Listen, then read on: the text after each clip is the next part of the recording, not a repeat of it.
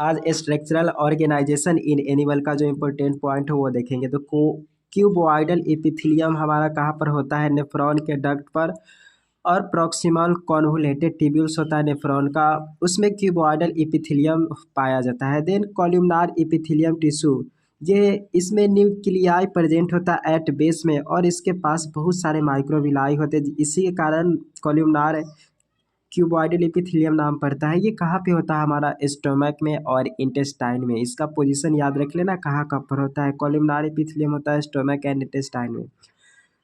Unicellular glandular epithelium consisting of glandular cell, यानी कि goblet cell elementary canal में ये होते हैं unicellular glandular epithelium. Multicellular glandular epithelium होता है multicellular glandular epithelium consisting of clusters of cells. जैसे सलाइवरी ग्लैंड में मल्टीसेलुलर ग्लैंड होता है एपिथेलियम सेल्स का, जहाँ पे बहुत सारे क्लस्टर्स ऑफ सेल होते हैं। और यूनिसेलुलर होता है हमारा goblet cell of alimentary canal में। कंपाउंड एपिथेलियम हमारा कहाँ कहाँ पे होता है? ड्राई स्किन में, सरफेस ऑफ बक्कल कैविटी में, उसके बाद फेरिंग्स में, interlining of ducts of salivary gland and pancreatic duct, ये सभी जगह पे कंपाउंड एपिथेलियम टिश्यू होता है। कनेक्टिव टिश्यू हमारा एक टिश्यू से दूसरे टिश्यू को कनेक्ट किए रहता है। तो लूज कनेक्टिव टिश्यू ये एरियोलर प्रेजेंट बीनीथ स्किन। तो जो एरियोलर प्रेजेंट होता है हमारा स्किन के नीचे, वहाँ पे लूज कनेक्टिव टिश्यू प्रेजेंट होता है। तो areolar present beneath skin, it contain fibroblast. Loose connective tissue में फाइब्रोब्लास्ट होते हैं that produce and secretes fibre, जो फाइबर्स को सिक्रीट और प्रोड्यूस करते हैं।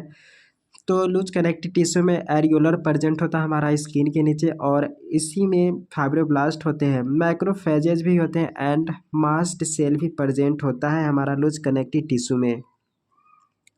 एडिपोज कनेक्टिव टिश्यू में जो होता है fat store, adipose connective tissue fat store होता है, जहाँ पे डेंस कनेक्टिव टिश्यू जो होते हैं वह पैक फाइबर एंड फाइब्रोब्लास्ट, यह इरेगुलर भी हो सकते हैं और रेगुलर भी होते हैं, दोनों तरीके के होते हैं। Adipose connective tissue fat storage होते हैं। Dense connective tissue pack fibre and fibroblast वहाँ पे होता है, जो कि इरेगुलर होता है।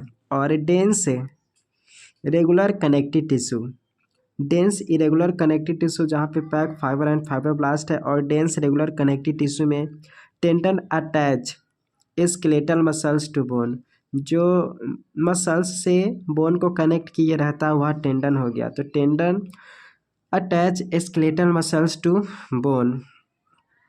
और लिगामेंट बोन से बोन कनेक्ट रहता है। और collagen fibre row, collagen fibre होते हैं रो में होते हैं पैरेलली, और लिगामेंट बोन से बोन कनेक्ट होता है। तो ये कौन किसका एग्जाम्पल है? डेंस रेगुलर कनेक्टिव टिश्यू का एग्जाम्पल है। अब स्पेशलाइज्ड कनेक्टिव टिश्यू के बात कर लेते हैं। It is a dense connective tissue. Specialised connective tissue यह एक डेंस कनेक्टिव टिश्यू है प्रेजेंट इन द स्किन, जो कि स्किन में प्रेजेंट होता है। कार्टिलेज, बोन, ब्लड, ये सब स्पेशलाइज्ड कनेक्टिव टिश्यू में आता है।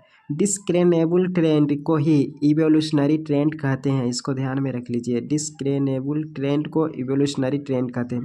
फ्रॉक्स हमारा सिलेबस में है, नीट 2025 के सिलेबस में, तो फ्रॉक्स के बारे में आपको पता होना चाहिए। द डिओडिनम रिसीव, जो डिओडिनम होता है फ्रॉग का, receive bile from gall bladder, gall bladder से बाइल रिसीव करता है duodenum. Pancreatic juice and the duodenum receive bile from gall bladder and pancreatic juice from pancreas, pancreas से pancreatic juice gall bladder produce करता है, और duodenum से bile receive करता है गॉल डिओडिनम। तो डिओडिनम रिसीव बाइल कहाँ से? गॉल ब्लैडर से, और पैंक्रियाटिक जूस पैंक्रियाज से रिसीव करता है duodenum.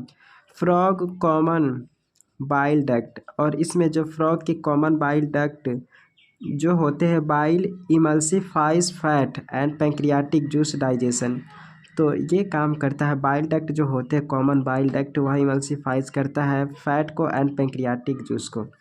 In female ureter and oviduct present होता है, लेकिन मेल में ऐसा नहीं होता। इन फीमेल में यूरेटर एंड ओविडक्ट प्रेजेंट होता है। फोर ब्रेन जो होते हैं वह ऑल फैक्ट्री लोब होता है। Fore brain all factory lobe होते हैं, जहाँ पे फोर ब्रेन के पास ऑल्फैक्टरी लोब होता है और ऑप्टिक लोब होता है वह मिड ब्रेन के पास। Male ovoid pair testis, male के पास पेयर टेस्टिस प्रेजेंट होता है which are found adhere to upper part. Male ovoid के पास, मेल जो ओवाइड होते हैं pair testis which are found adhere to upper part of mesorchium. Male ovoid pair testis, इसके पास पेयर टेस्टिस होते हैं विच आर फॉर्म्ड जो बना होता है और अपर पार्ट से अटैच होता है मेजोर्कियम से। वास इफरेंसिया से 10 से 12 एराइज फ्रॉम टेस्टिस। वास इफरेंसिया मतलब टेस्टिस से 10 से 12 वास इफरेंसिया एराइज होते हैं। दे इंटर द किडनी, जो कि किडनी में इंटर होता है ऑन देयर साइड, दोनों साइड से ओपन्स इनटू बिडर्स कैनाल, और तब वह जो वास इफरेंसिया वह बिडर्स कैनाल में ओपन होता है। क्लोएका से एल्सो स्पर्म प्रोड्यूस्ड, क्लोएका जो पार्ट होता है उससे भी स्पर्म प्रोड्यूस्ड होता है। एग ले 2500 से 3000 एट अ टाइम, अंडे जो फ्रॉग देती है 2500 से लेके 3000 एक समय में अंडे देती है। तो इस तरीके से हमने देख लिया स्ट्रक्चरल ऑर्गेनाइजेशन इन एनिमल का इम्पोर्टेंट बातें। ऐसे कुछ प्रॉब्लम हो तो ज़रूर कमेंट करें। Thank you.